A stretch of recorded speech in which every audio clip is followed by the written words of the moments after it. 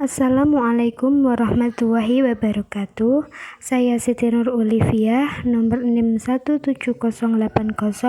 61708046003 dari Matematika 6.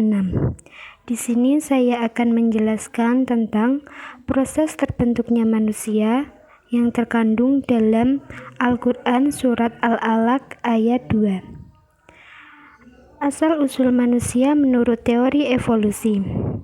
Sampai sekarang tentang asal-usul manusia belum jelas benar menurut ilmu pengetahuan. Penemuan-penemuan fosil berdasarkan argumen tertentu tidak menjadikan para ahli bersepakat untuk menarik kesimpulan bahwa manusia sekarang ini, Homo sapiens, telah berasal dari makhluk yang telah berfosil. Menurut ilmuwan Charles Darwin, dalam menggunakan teorinya terhadap manusia, beliau menyatakan bahwa manusia berasal dari nenek moyang yang sama, yaitu monyet. Charles Darwin menekankan bahwa di antara kera dan simpanse yang masih hidup di zaman ini berasal dari nenek moyang yang menurunkan manusia. Hanya saja perubahan evolusinya ke arah yang berlainan. Al-Quran sendiri menyatakan proses penciptaan manusia mempunyai dua tahapan yang berbeda.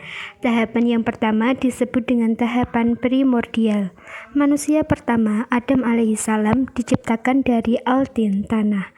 Sedangkan tahapan yang kedua disebut dengan tahapan biologi. Penciptaan manusia selanjutnya adalah melalui proses biologi yang dapat dipahami secara sains empirik. Di dalam proses ini, manusia diciptakan dari intisari tanah yang dijadikan air mani nutfah yang tersimpan dalam tempat yang kokoh, rahim. Kemudian nutfah itu dijadikan darah beku, alaqah, yang mengandung dalam rahim. Darah beku tersebut kemudian dijadikannya segumpal daging, mudghah, dan kemudian dibalut dengan tulang belulang. Lalu kepadanya ditiupkan ruh.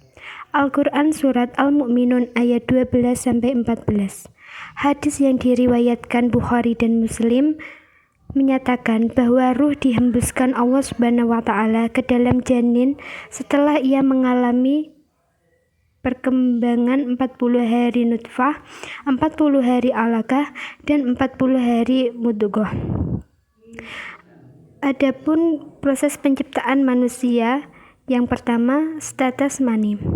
Sebelum proses pembuatan terjadi, 250 juta sperma terpancar dari si laki-laki pada satu wanita dan menuju sel telur yang jumlahnya hanya satu setiap siklusnya. Yang kedua, segumpal darah yang melekat di rahim. Setelah lewat 40 hari dari air mani tersebut, Allah menjadikannya segumpal darah yang disebut alaqah. Yang ketiga, pembungkusan tulang oleh otot. Disebutkan dalam ayat-ayat Al-Quran bahwa dalam rahim ibu mulanya tulang-tulang terbentuk dan selanjutnya terbentuklah otot yang membungkus tulang-tulang ini. Yang keempat, saripati tanah dalam campuran air mani. Cairan yang disebut mani tidak mengandung sperma saja. Ketika mani disinggung di Al-Quran, fakta yang ditemukan oleh ilmu pengetahuan modern juga menunjukkan bahwa mani itu ditetapkan sebagai cairan campuran. Dialah yang menciptakan segalanya dengan sebaik-baiknya. Dia mulai menciptakan manusia dari tanah liat, kemudian ia menjadikan keturunannya dari sari air yang hina. Selanjutnya, hikmah dari proses penciptaan manusia. Yang pertama, mengenal kebesaran dan kekuasaan Allah. Yang kedua, semakin tunduk pada Allah. Yang ketiga, tidak sombong dan angkuh.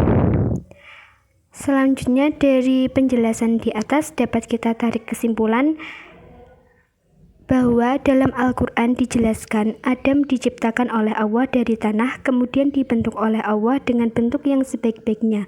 Setelah sempurna, maka oleh Allah ditiupkan ruh kepadanya, maka dia menjadi hidup. Manusia diciptakan oleh Allah berasal dari tanah sebagaimana yang telah lampirkan dalam Al-Quran, dan manusia sesuai dengan hakikatnya menurut Islam adalah sebagai pengelola dan penjaga bumi, serta manusia juga merupakan proses ajaran agama yang telah turun-temurun dilaksanakan oleh para ulama sebelum kita. Sekian, wassalamualaikum warahmatullahi wabarakatuh.